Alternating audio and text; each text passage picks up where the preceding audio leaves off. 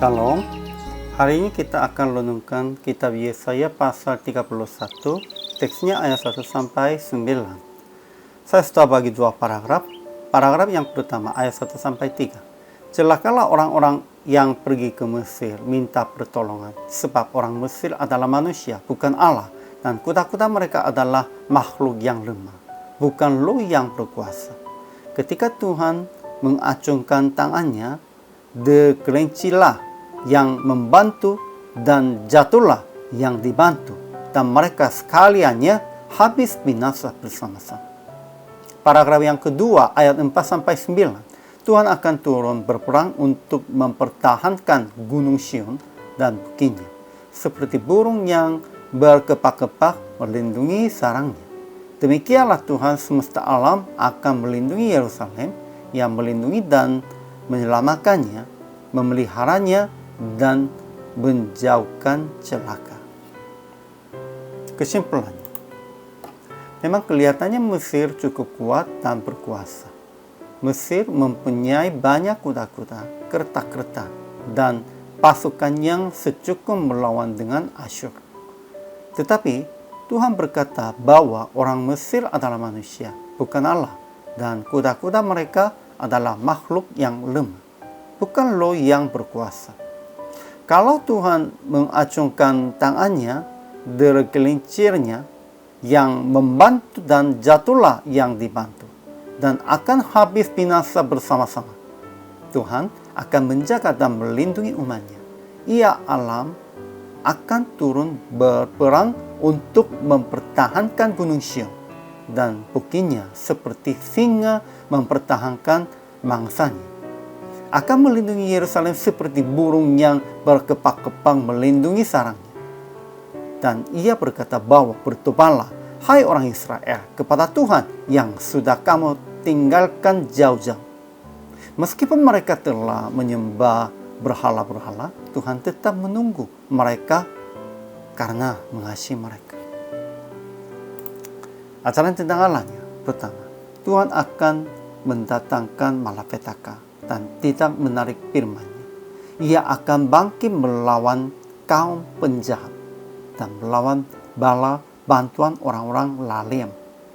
Kedua, Tuhan akan turun berperang untuk mempertahankan Gunung Sion dan bukitnya, seperti burung yang berkepak-kepak melindungi sarangnya. Demikianlah Tuhan akan melindungi Yerusalem. Ketiga, Ia berfirman kepada Israel akan bertobat kepadanya yang sudah kamu tinggalkan jauh-jauh. Ajaran tentang manusianya. Pertama, celakalah orang-orang yang pergi ke Mesir minta pertolongan, yang mengandalkan kuda-kuda, yang percaya kepada keretanya yang begini banyak, dan kepada pasukan berkuda yang begitu besar jumlahnya, tetapi tidak memandang kepada Yang Maha Kudus dan tidak mencari Tuhan. Kedua, Mesir adalah manusia, bukan Allah, dan kuda-kuda mereka adalah makhluk yang lemah, bukan lo yang berkuasa. Apabila Tuhan mengacungkan tangannya, tergelincirlah yang membantu dan jatuhlah yang dibantu, dan mereka sekaliannya habis binasa bersama-sama. Ketiga, Asyur akan lebah oleh pedang, tetapi bukan pedang orang, dan akan dimakan habis oleh pedang, tetapi bukan pedang manusia. Mereka akan melarikan diri tetap terhadap pedang, pelindung mereka akan lenyap, dan panglimanya akan lari terkejut. Aplikasinya. Pertama, jangan meminta tolong kepada manusia yang sama seperti Anda. Hanya memohon pertolongan kepada Tuhan yang Maha Kuasa.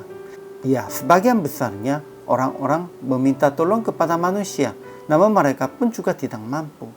Namun Tuhan cukup mampu. Kita harus memohon pertolongannya hanya kepada Tuhan saja. Kedua, bertobat dan berbalik hanya kepada Tuhan yang perintahkan langit dan bumi. Ketiga, jangan susah hati sekalipun mengalami kesusahan seperti perang, dan percaya akan mengatasi semua kesusahan ini dengan pertolongan Tuhan. Ya, karena Tuhan mengasihi kita, mengasihi Anda. Sehingga PR praktiknya, Jadikanlah pelindung dalam Tuhan kepada orang yang lelah dan perlu pertolongan.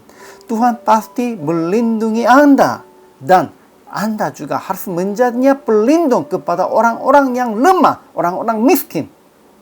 Ini sama seperti Tuhan. Inilah kewajiban bagi hamba Tuhan. Hari ini juga, selama melayani, Tuhan Yesus memberkati.